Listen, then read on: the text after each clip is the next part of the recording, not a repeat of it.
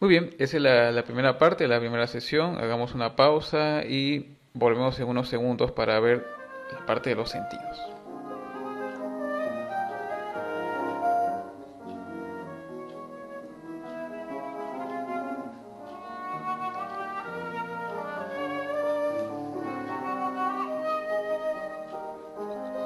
Muy bien, vamos a ver la segunda parte, es hablar acerca de los sentidos, los órganos de los sentidos, las sensaciones generales y especiales. Muy bien, esto es lo que tenemos que resolver, tenemos que exponer el día de hoy, tenemos que comprender, al final vamos a comprender cómo es que funciona cada uno de los sentidos especiales del cuerpo humano, ¿sí? Vamos a ver lo que es las sensaciones generales, el tacto, la visión, el oído, el olfato y el gusto. Muy bien, entonces este es un resumen de cómo es que funciona el sistema sensorial, o los sentidos en general. Recordemos que para el efecto de la sensibilidad hay la vía aferente, ¿no? Recuerde que las neuronas aferentes son las que transmiten la información al cerebro. Son neuronas sensitivas, ¿sí? Estas neuronas sensitivas llevan información al cerebro del exterior. Cada sentido, visión, audición, olfato, gusto, tacto, cada uno de ellos tiene un receptor de inicio, un receptor que capta el estímulo, un estímulo particular, ¿sí? Por ejemplo, en el caso del ojo, el receptor que son los fotorreceptores, ¿sí? Es un fotorreceptor que está ubicado donde en las células que son los conos y bastones. Estos fotorreceptores, estos receptores, ¿sí? ¿Qué captan? ¿Qué estímulo captan? La luz, la intensidad de la luz, las ondas de luz. Entonces, esa información llega al receptor y el fotorreceptor es estimulado. Este fotorreceptor transmite esa información por un potencial de acción, un impulso nervioso a una neurona sensitiva, la cual se va a conectar con otra serie de otras neuronas que al final van a llegar al cerebro, y cuando llega al cerebro se produce la conciencia del estímulo sensorial. Es decir, cuando la información llega a la corteza, a la parte más externa del cerebro, ahí recién uno está sintiendo, uno se da cuenta de la sensibilidad de lo que captó el receptor en ese momento, ¿sí? Entonces, ese es el fenómeno, esa es la fisiología en general de cómo es que se produce la sensibilidad, tanto especial como general, ¿sí? Acá en este cuadro ustedes ven un resumen de todos los sentidos especiales, sobre todo visión, audición, equilibrio, acá también está equilibrio, olfato y gusto, los cuales veremos en el transcurso de esta parte. Recuerde que los receptores hay una serie de receptores distintos. Por ejemplo, en el caso del ojo son fotoreceptores, foto, luz, receptor. Es decir, reciben información luminosa.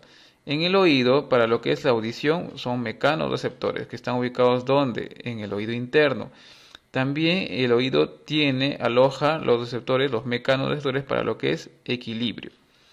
En lo que es el olfato, está en la mucosa olfatoria. Tenemos quimioreceptores para lo que es moléculas químicas, moléculas de olfato, que transmiten moléculas odoríferas, ¿no? Que generan odoríferas que son captadas por estos quimioreceptores que están ubicados en la mucosa olfatoria. Y lo que es el gusto, están los quimioreceptores que están ubicados en los botones gustativos de la lengua.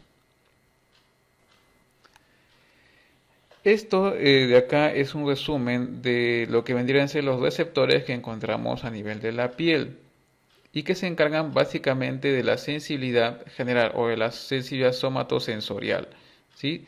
Lo que vendría a ser el tacto y sus diversas modalidades, ¿sí? Hay una serie amplia de receptores para cada modalidad de tacto que tenemos, que nosotros podemos sentir. Por ejemplo, las terminaciones libres, que son estas de acá, se estimulan cuando hay cambios en lo que es dolor, temperatura, tacto grosero, prurito, hormigueo. Cuando, por ejemplo, acá por ejemplo, vamos a que hay una flama, ¿sí? Estos receptores se empiezan a estimular, que es el cambio de temperatura, ¿verdad? transmiten su información a través de de, eh, vendría a ser usted vendría una dendrita, la cual va a llegar a dónde? A un nervio, y este nervio va a llegar a dónde? Hasta la médula espinal y de ahí al cerebro, ¿sí? Cuando llega al cerebro se produce la sensibilidad. Entonces, estas son las terminaciones libres que se encargan de lo que es dolor, temperatura, tacto grosero, prurito y hormigueo. Los corpúsculos táctiles o de Meissner, que son estos de acá, son encapsulados, ¿de qué se encargan? Del tacto fino, vibración de baja frecuencia. Tacto fino, por ejemplo, lo tienen quienes, por ejemplo, los que leen con los dedos, con los pulpejos de los dedos, los cieguitos que leen con los pulpejos de los dedos, ellos tienen bien desarrollados estos corpúsculos táctiles de Meissner. Igual, por ejemplo, el corpúsculo bulboso de Ruffini, tacto grueso y presión, ¿sí? Grado de presión, son estos de acá, ¿sí? Corpúsculos laminares o de Pacini, que son estos de acá, corpúsculos laminares, ¿para qué son?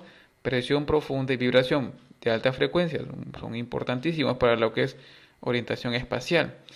Corpúsculos bulboides o de Krauss, también para el tacto, estos de acá. Y estos dos, que no lo vemos acá, que se encuentran a nivel de los tendones y músculos, que son el órgano tendinoso de Golgi, que es para detectar el grado de tensión muscular, muy importante para lo que es el caminar, el equilibrio. Las personas que trabajan, por ejemplo, deportes, en medicina de deporte, trabajan mucho este tipo de sensibilidad a la propiocepción, muy importante para la eficiencia del movimiento. Y el uso muscular, que también tiene que ver con lo que es la propiocepción, detectan grados de elongación muscular, cuán elongado o no, esto incluso está inconsciente, pero lo trabajan mucho esto los fisioterapistas, trabajan mucho la sensibilidad a este nivel. Golgi, tensión muscular y el uso muscular de propiocepción, que tiene que ver con lo que es la elongación muscular. Muy bien, entonces veamos ahora los sentidos especiales. Vamos a ver la visión primero. Veamos la visión, ¿no? Veamos la redundancia. A ver, visión. El órgano que nos permite ver es el ojo, obviamente los ojos, los globos oculares. Entonces, vamos a revisar todo esto de acá. Vamos a ver las capas del ojo, las cuales son tres grandes capas, ¿no? La capa externa, la esclerótica, la más gruesa, la úvea y la retina. Y vamos a ver también los líquidos y la vía visual. Es un resumen, veamos acá las imágenes para que ustedes lo vean mejor. Muy bien, cuando vemos los ojos de una persona, ¿qué estamos viendo? Primero, esto es un globo ocular, ¿sí? Esto está dentro de la cavidad orbitaria. La cavidad orbitaria está formada por una serie de huesos, hasta el hueso frontal, ¿no es cierto? Los lacrimales por acá, parte del temporal, esfenoides al fondo, ¿sí? Entonces, este globo ocular ubicado dentro de la cavidad orbitaria, entonces lo que está viendo acá, ciertas estructuras que ustedes conocen. Primero las cejas, vemos acá, estos son los párpados, párpado superior, párpado inferior, donde están pues las pestañas, ¿sí? Acá está la carúnculo lacrimal, se supone que acá hay una glándula lacrimal y las lágrimas fluyen constantemente y lubrican el ojo, y estas drenan por esta zona hacia las fosas nasales, por esta zona, por esta carúnculo lacrimal. Y acá ustedes ven el globo ocular. Lo que estamos viendo, cuando vemos el blanquito, eso es la primera capa de los llama esclerótica. Esclero significa grueso, ¿no? Es la capa más gruesa del ojo, esclerótica, ¿sí? La esclerótica en su porción anterior, en el polo anterior, se hace transparente y se conoce con el nombre de córnea. A través de la córnea podemos ver la capa, podemos ver la cámara anterior del ojo y vemos esta estructura membranosa circular, ¿verdad? Que da el color de los ojos, que se llama iris. Da el color de los ojos, el iris. Y al centro, este negrito, ¿sí? Esta parte oscurita se llama pupila. Esta es la pupila. ¿Ya? Entonces, cuando uno ve el ojo, usted ve esas zonas. Cuando ve el ojo por fuera. Bueno, Ahora, veamos, hacemos un corte sagital del ojo y veamos los componentes. Tenemos tres capas, ¿verdad?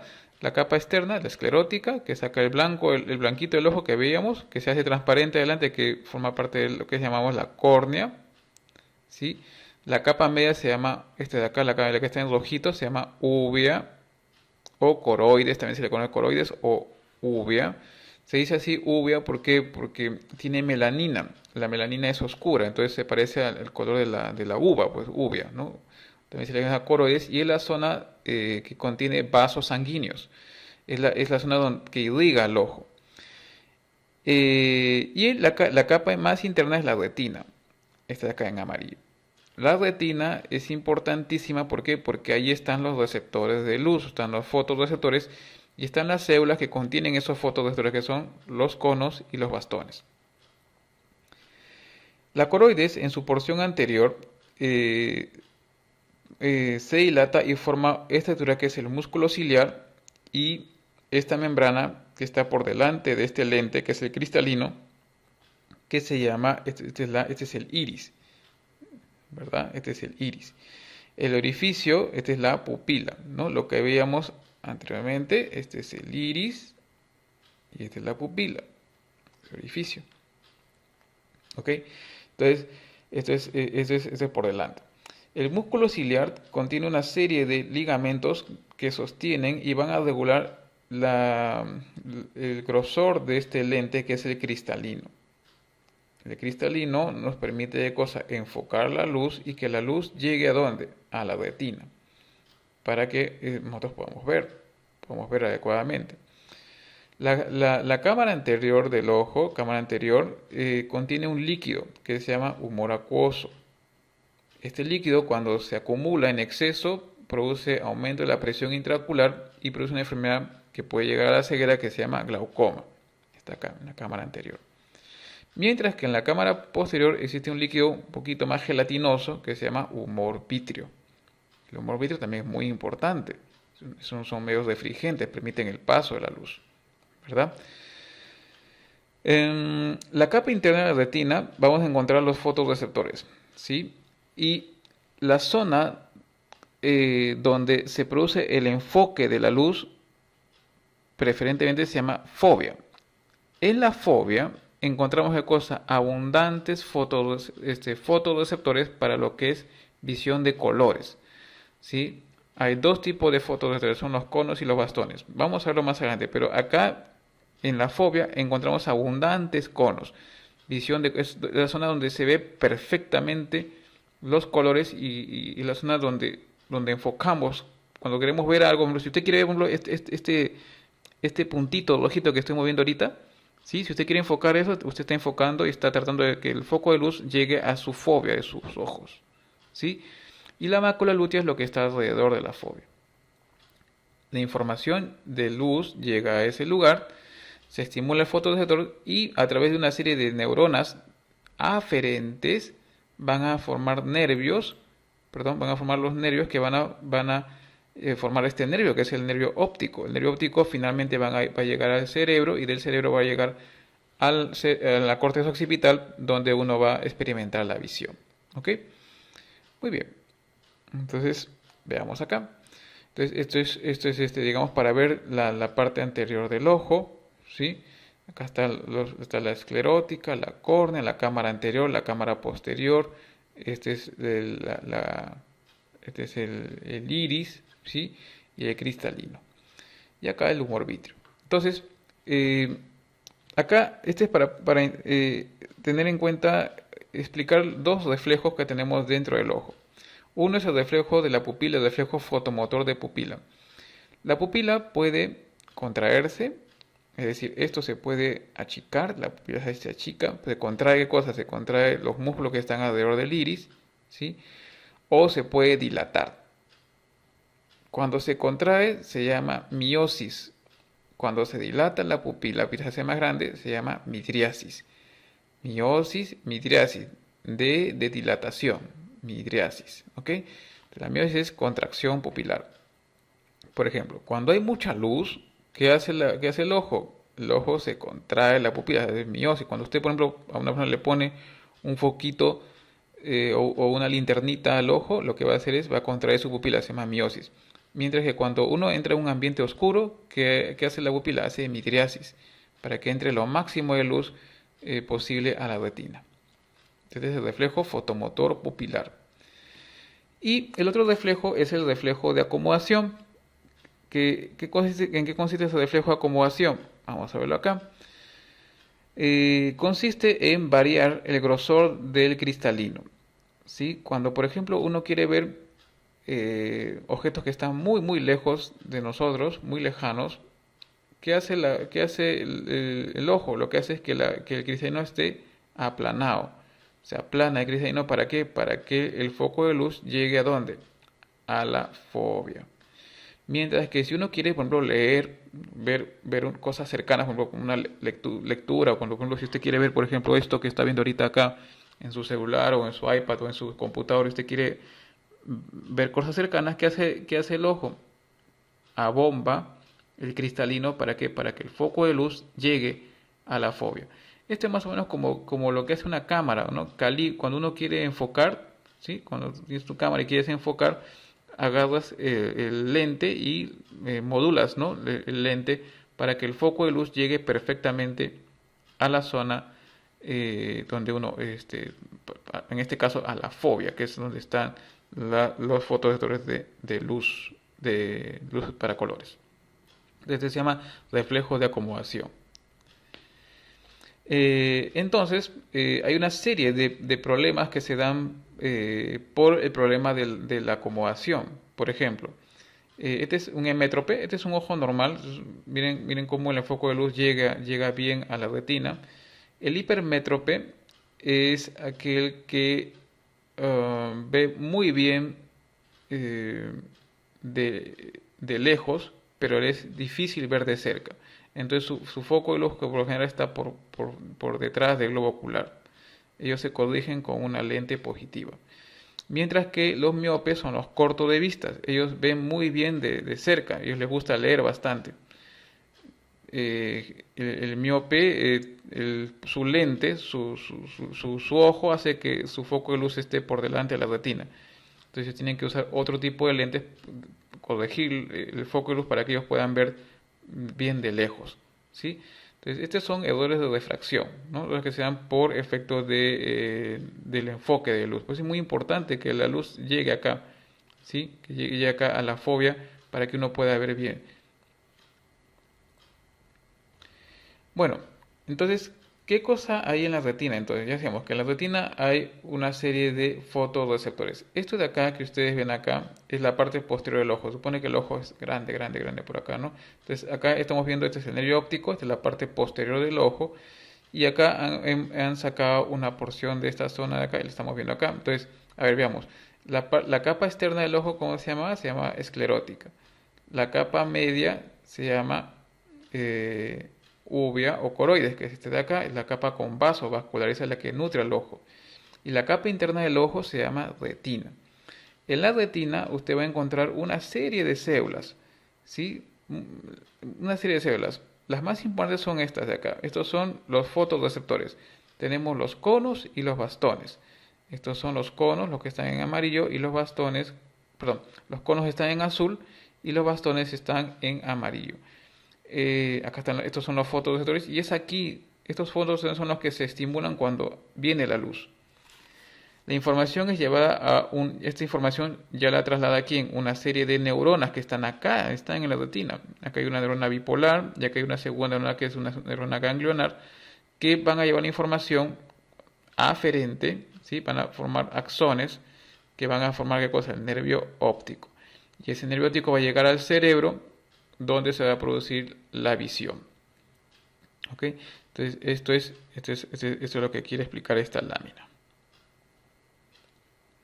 Y bien, estos de acá, ¿qué cosas son? Son las células que tienen los fotorreceptores. Tenemos dos tipos de células que tienen fotorreceptores. Primero tenemos esto de acá, estos son los bastones y estos son los conos. Los conos son aquellos que tienen fotorreceptores para la visión de luz de color. Hay tres tipos de fotorreceptores para luz de color, que son el rojo, el azul y el verde. Mientras que el bastón tiene fotorreceptores para qué? Para lo que es cambios de intensidad de luz y se usa para la visión nocturna. ¿Sí? El bastón se usa para la visión nocturna. Cuando uno, por ejemplo, está a oscuras, ¿qué usa más? Usa los bastones. Visión nocturna y visión periférica. Mientras que los conos se usan para qué? Para la visión de colores, la visión diurna. ¿Verdad? Estos son los dos tipos de células que tenemos ¿dónde? En la retina. Un examen que hace el facultativo, el médico, el oftalmólogo, el neurólogo y el médico general también lo hace, también debe saber hacerlo, es el examen de fondo de ojo. Examen de fondo de ojo es examinar qué cosa, la retina. ¿Sí? El fondo de ojo es la retina. Entonces, a través de un aparato que se llama oftalmoscopio, lo que se hace es se enfoca con una luz se enfoca esta zona de acá, la pupila, y se ve el fondo de ojo, se ve la retina. Entonces vamos a acercarnos imaginariamente con un oftalmoscopio y veamos qué pasa. Cuando nos acercamos a través de la pupila vemos esto, vemos la retina, ¿sí? Acá lo que estamos viendo es la retina. Esta es la retina del ojo derecho, esta es la retina del ojo izquierdo. Y acá ustedes están viendo de cosas. Esto de acá blanco, esto vendría a ser el nervio óptico. El nervio óptico, ¿sí? Estamos viendo de frente. Es decir, esto que vemos acá, ¿verdad? El nervio óptico, esto de acá que estamos viendo acá como un circulito, es esto de acá. Es el fondo de ojo. De acá, del fondo de ojo, acá están formándose, están llegando los nervios, los axones, perdón, de la retina y que van a llegar al cerebro. Y esta zona de acá oscurita, que ustedes ven acá, es la zona donde están abundantes conos, ¿sí? Y la zona la zona central, la zona más oscura se llama fovea. En esa zona hay gran cantidad, puros conos. ¿Por qué? Porque es ahí donde la luz va a ir directamente, donde se va a enfocar la luz, ahí se va a enfocar directamente y es ahí donde tenemos la visión, la huesa visual más alta, ¿sí? La huesa visual más alta, porque hay abundantes conos.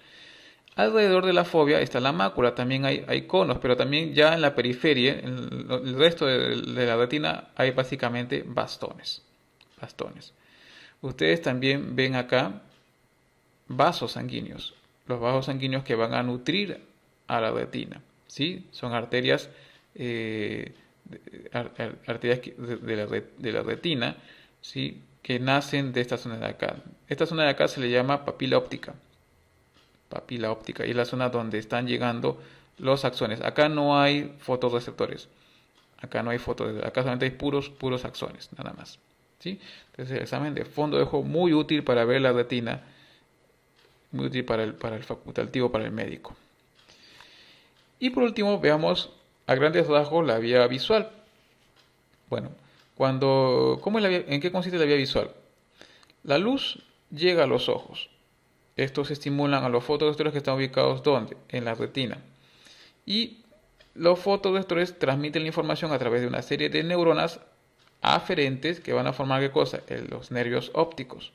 Estos nervios ópticos van a llegar al cerebro primero a un núcleo que se llama el cuerpo geniculado lateral, que es un núcleo del tálamo. ¿Se acuerdan que el tálamo es un núcleo del diencéfalo donde llega toda la información sensorial menos el olfato?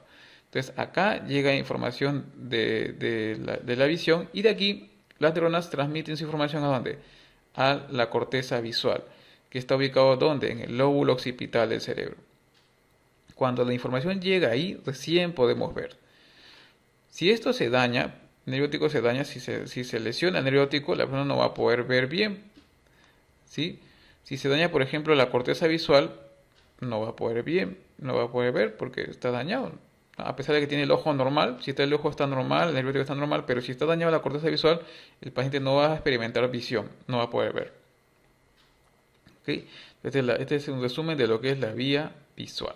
¿Okay? Entonces recuerden acá que la corteza visual está ubicada ¿dónde? En la cara interna del lóbulo occipital, en la parte posterior del cerebro.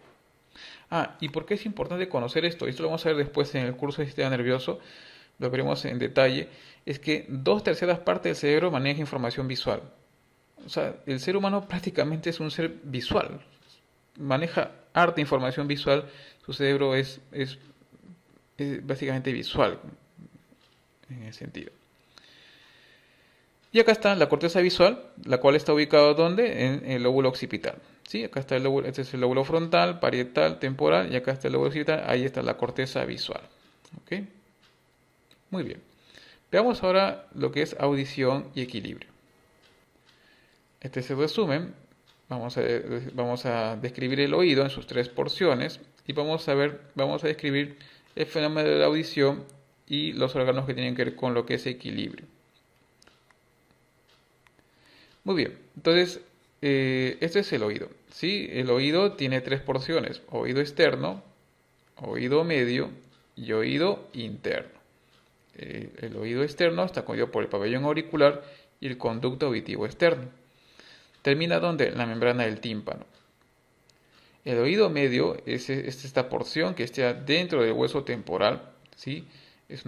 Acá el oído medio contiene los huesecillos del oído que son el yunque, el martillo y el estribo. Es una porción que contiene aire y tiene una comunicación directa con la nasofaringe a través de la trompa de Eustaquio. Esta es la trompa de Eustaquio, la nasofaringe. ¿Sí? ¿No se ha dado cuenta que cuando uno se resfría, cuando tiene una infección, una faringitis, un resfrío, y se inflama pues la mucosa de la faringe? ¿Qué pasa? Al inflamarse esto, entonces afecta también la audición. Te das cuenta que a veces se tapa el oído, dice, ¿no? Cuando está resfriado, y es porque hay una comunicación directa entre el oído medio y la nasofaringe. Y el oído interno es esta porción de acá, donde están los receptores para la audición, los cuales están en la cóclea o caracol, que es esta porción de acá, y los receptores para el equilibrio, que están en la parte vestibular. De acá van a salir el octavo par craneal, el nervio vestíbulo coclear, y este va a llegar ¿a dónde? Al tronco encefálico. Muy bien. Este de acá esto de acá. A ver, esto es una representación de esta zona de acá, del oído interno. Acá estamos viendo lo que vendría a ser el vestíbulo, donde están los receptores para el oído, perdón, los receptores para el equilibrio. Y acá está el caracol o la cóclea, donde se encuentran los receptores para la audición. En la cóclea tenemos acá una serie de, de rampas o espacios por donde circula un líquido, que es la linfa, ¿sí? La perilinfa y la endolinfa. Ese líquido está circundando a través de estas rampas, ¿verdad? Y acá tenemos los receptores mecánicos que transducen la información auditiva, y estos están agrupados en una estructura que se llama el órgano de Corti. En el órgano de Corti, ahí encontramos las células ciliadas sensitivas. Esas células ciliadas sensitivas son las células que, cuando se estimulan, cuando se mueven por efecto de la audición, producen un impulso nervioso que es transmitido a través del nervio auditivo y que llega posteriormente a través de la vía auditiva al cerebro, y uno escucha en ese momento, ¿verdad? Entonces, vamos a describir cómo se produce la audición a grandes rasgos.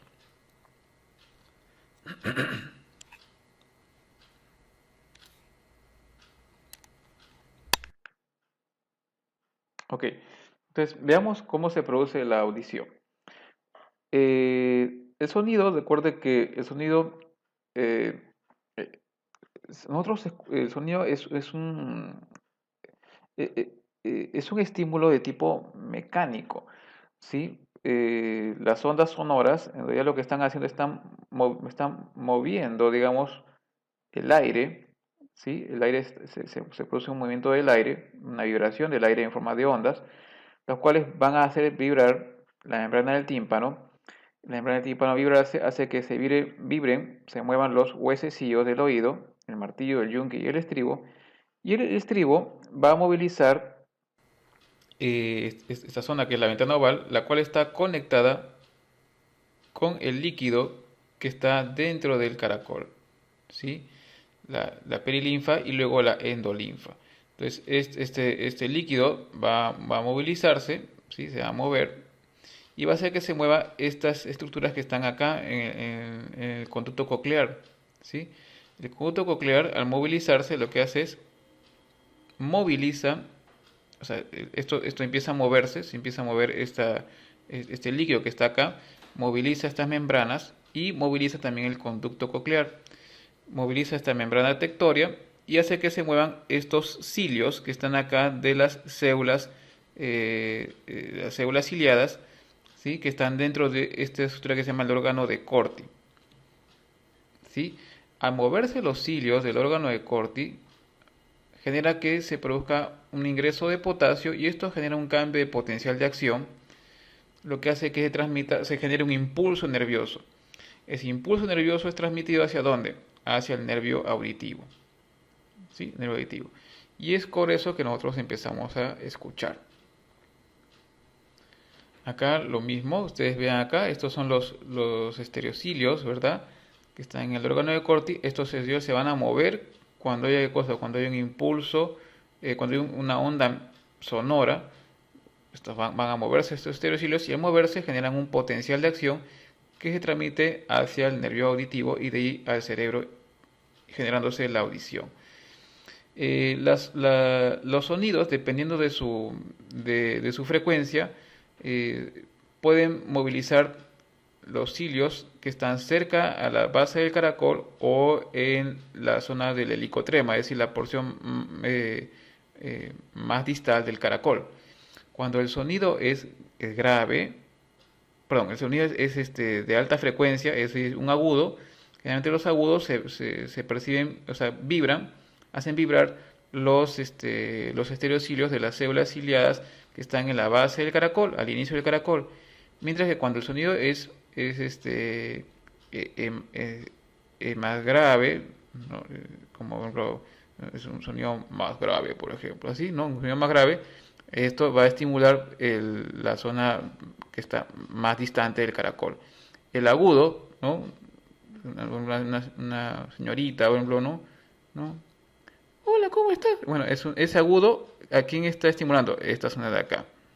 Mientras que el grave, hola, ¿cómo estás? Ese está estimulando esta zona de acá del caracol. Entonces se movilizan esos estereocilios y esa información es llevada al cerebro.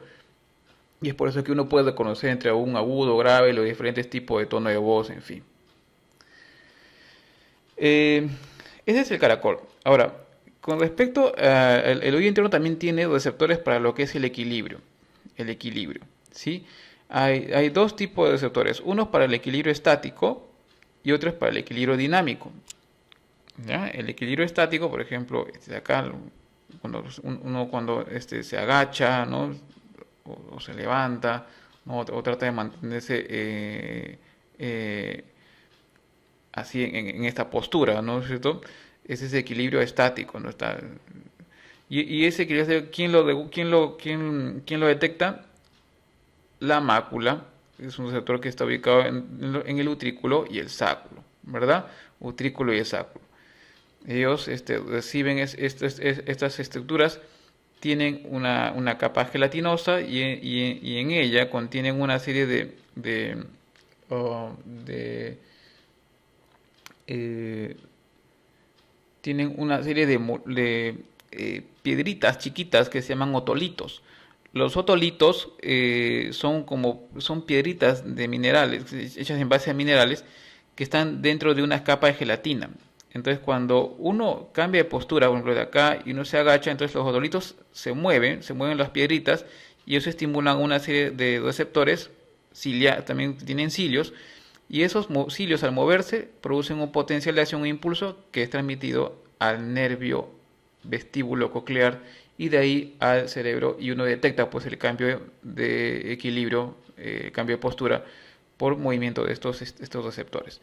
Mientras que el equilibrio dinámico es generado ¿dónde?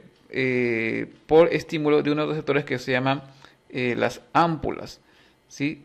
las ámpulas, que están, estos receptores que son las crestas ampollares, ¿no? Están ubicados donde en las bases de unos conductos que son los conductos o canales semicirculares. Cuando se produce un movimiento de giro, estos canales producen estos canales tienen líquido, tienen endolinfa. Entonces, cuando este líquido se mueve, ya sea por un efecto de un giro, hacen que estas crestas se muevan también. Al moverse las crestas generan un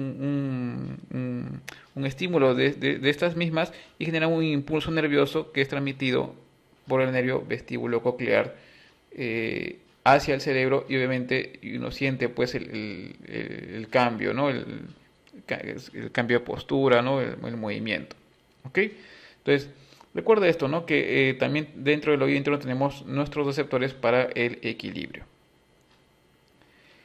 Muy bien. Y por último veamos lo que es gusto y olfato. Esto es lo que vamos a revisar. Gusto y olfato están íntimamente relacionados ambos sentidos, ¿sí? Ambos sentidos están muy relacionados. El gusto, los receptores del gusto están ubicados ¿dónde? En las papilas gustativas. Las papilas gustativas, esto de acá, ¿no es cierto?, que contienen los corpúsculos, y los corpúsculos contienen una serie de células.